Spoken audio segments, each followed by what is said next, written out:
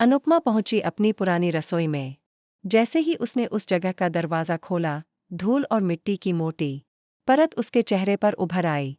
चारों तरफ सन्नाटा था, लेकिन उस सन्नाटे के बीच अनुपमा के दिल में पुराने दिनों की आवाज़ें गूंजने लगीं। वही रसोई जहां उसने अपनी पहचान बनाई थी, वही रसोई जहां उसकी मेहनत ने उसे दुनिया के सामने एक अलग मुकाम दिया था। लेकिन आज उस रसोई की दीवारें टूटी फूटी और राख के ढेर में बदल चुकी थीं। अनुपमा की आंखों के सामने पुराने दृश्य घूमने लगे। उसे याद आया जब उसने पहली बार इस रसोई को अपने हाथों से सजाया था।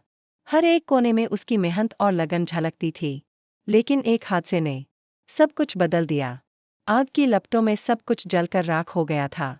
आज सालों बाद उस जगह को देखकर अनुपमा का दिल भर आया। उसके साथ प्रार्थना भी थी। प्रार्थना ने धीरे से अनुपमा का हाथ थामा और बोली, मम्मी, इतना मत सोचो, सब ठीक हो जाएगा। अनुपमा ने उसकी तरफ देखा, मुस्कुराई और बोली, बिटिया, यह जगह सिर्फ एक रसोई नहीं थी, यह मेरी आत्मा का हिस्सा थी। यहाँ हर बर्तन, हर दीवार, हर महक मेरे सपनों की गवाही देता था। इतना कहते ही उसकी आंखों से आंसू छलक पड़े। वह घुटनों के बल बैठ गई और फर्श पर गिरी राख को अपने हाथों में भरकर देखने लगी, जैसे वह उस राख में अपने बीते संघर्षों और अपनी हार-जीत की कहानियां खोज रही हो। इसी बीच बाहर से किसी के कदमों की आवाज आई। अनुपमा ने सिर उठाकर देखा तो सामने खड़ी थी ख्याति। ख्याति ने अनुपमा को देखकर ताना मारा, अनुपमा, तुम चाहे जितनी भी कोशिश कर लो, पर सच्चाई यह है कि तुम्हारे सपने अब सिर्फ राख बन चुके हैं। अंश और प्रार्थना की शादी तो होगी, लेकिन उसमें तुम्हारी कोई जगह नहीं होगी। अनुपमा ने अपने आंसू पोंछे और दृढ़ स्वर में कहा, मेरी जगह कोई छीन नहीं सकता। ख्याति, यह रसोई राख जरूर बन गई है, लेकिन राख से भी नई जिंदगी उग सकती है। और जहां तक शादी की बात है, वह तो पूरी शान से होगी। मैं माँ हूँ, और माँ अपने बच्चों की खुशी के लिए हर लड़ाई जीत सकती है। ख्याति गुस्से से तिलमिला गई। उसने पलटकर कहा, देख लेना, अनुपमा, इस शादी में ऐसा तूफान आएगा कि तुम्हारे सारे सपने फिर से टूट जाएंगे। दूसरी तरफ शादी की तैयारियां घर में चारों तरफ सजावट हो रही थी। ढोलनगाड़ों की आवाज गूंज रही थी। अंश और प्रार्थना की शादी का उत्सव पूरे परिवार में खुशियां लेकर आया था, लेकिन इन खुशियों के पीछे छिपा था षड्यंत्र। पराग और मोटी बा अभी भी अनुपमा से नाराज थे। पराग ने स्पष्ट कहा, अनुपमा, तुमने हमेशा अपने फैसले दूसरों पर थोपे हैं। इस बार मैं ऐसा होने नहीं दूंगा।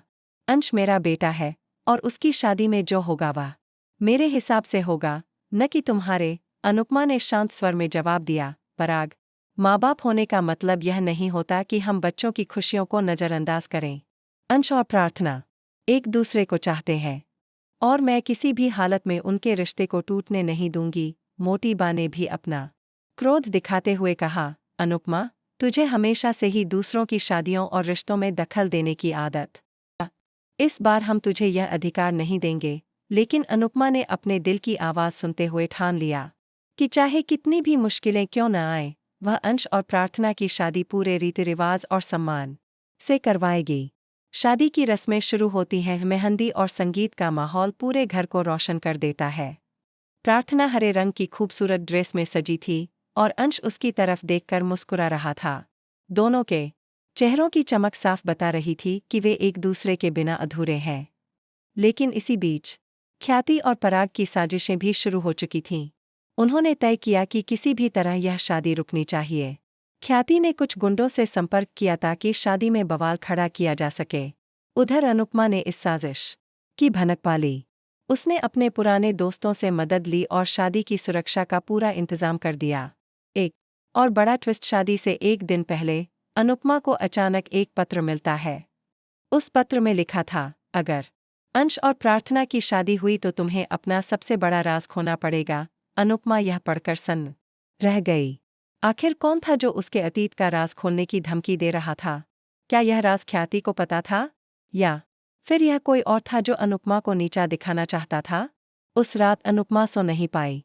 उसे लगा जैसे हर दीवार उसके खिलाफ कोई साजिश फुसफुसा रही हो। शादी का दिन सुबह सुबह पूरे घर में मंगल गीत गूंजने लगे। प्रार्थना दुल्हन की तरह सज रही थी और अंश सेहरा बांध रहा था। अनुपमा सब कुछ संभाल रही थी, लेकिन उसके चेहरे पर एक अजीब सी बेचैनी थी। बारात घर के दरवाजे पर पहुंची ही थी कि अचानक बिजली चली गई। अंधेरे में अफरातफरी मच गई और तभी किसी ने जोर से चिल्लाकर कहा, आग, आग लग गई है। सब लोग घबरा गए। मंडप के पास लगे सजावट के पर्दों में आग पकड़ चुकी थी। प्रार्थना डर के मारे चिल्ला उठी। अंश उसकी तरफ दौड़ा, लेकिन तभी पीछे से ख्याति की हंसी गूंज उठी। मैंने कहा था न अनुपमा, यह शादी कभी पूरी नहीं होगी। अनुपमा ने बिना एक पल गवाए पानी की बाल्टियां उठाईं और आग बुझाने में लग गई। बाकी लोगों ने भी उसकी मदद की।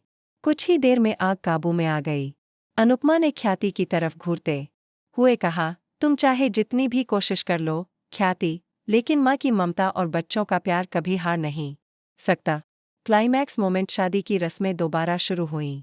अंश और प्रार्थना ने 7 फेरे लिए। अनुपमा की आंखों में खुशी के आंसू थे। लेकिन तभी पंडित ने अचानक शादी रोक दी। पंडित ने कहा, इस शादी में एक बड़ा दोष है। जब तक यह दोष दूर नहीं होगा, यह रिश्ता अधूरा रहेगा। सब लोग चौंक गए। अनुपमा ने पंडित से पूछा, कैसा दोष? पंडित ने जवाब दिया, दूल्हे के पिता ने अपनी सहमति नहीं दी है। जब तक पराग अपनी मर्जी से इस रिश्ते को स्वीकार नहीं करता, शादी अधूरी मानी जाएगी। सारा माहौल शांत हो गया। सबकी निगाहें पराग पर टिक गईं।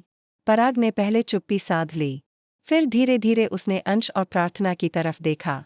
उसकी आंखों में न जाने कौन सा तूफान चल रहा था। आखिरकार उसने गहरी सांस लेकर कहा, ठीक है, यह शादी मेरी तरफ से भी मंजूर है। इतना कहते ही सबने राहत की सांस ली। अनुपमा की आंखों में चमक आ गई। अंतिम दृश्य, शादी पूरी हो गई। अंश और प्रार्थना एक दूसरे का हाथ थामे 7 जन्मों का वादा कर चुके थे। अनुपमा ने आसमान की तरफ देखा और कहा, हे भगवान, चाहे कितने भी तूफान आए, लेकिन अगर इरादे सच्चे हो तो मंजिल हमेशा मिलती है।